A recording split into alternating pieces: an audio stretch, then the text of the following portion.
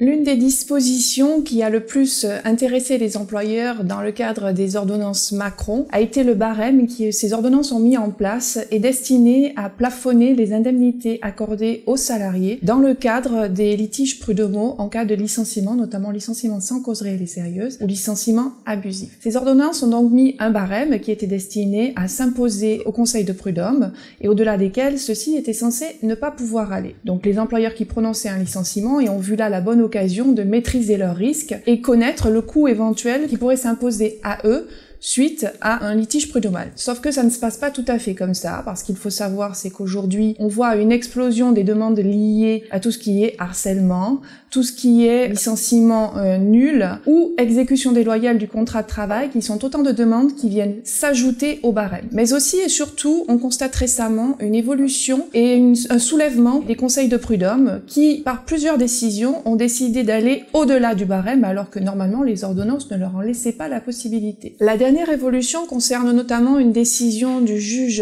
départiteur d'Amiens qui a décidé d'aller au-delà du barème, et cette décision est importante parce que c'est la première fois qu'un magistrat professionnel donc décide d'aller au-delà du barème. Il a estimé que le barème était contraire à l'article 158 de l'OIT et aussi à la Convention européenne des droits de l'homme, estimant que ce barème ne permet pas une indemnisation intégrale du préjudice du salarié. Aujourd'hui, lorsqu'on prononce un licenciement, on ne peut pas se dire que le risque est limité à l'intérieur du barème, c'est important.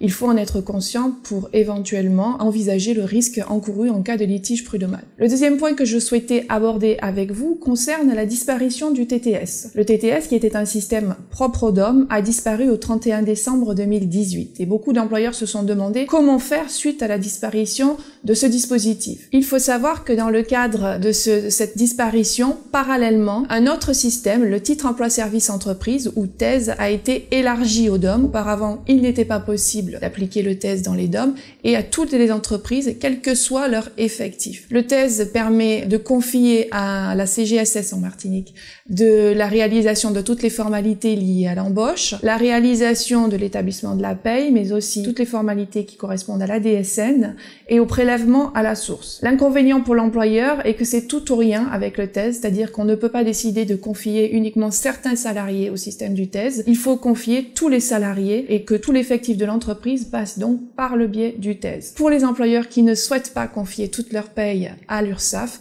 restent encore donc d'autres solutions, qui sont des solutions plus classiques, à savoir le CDD, l'intérim, le contrat saisonnier ou les extras.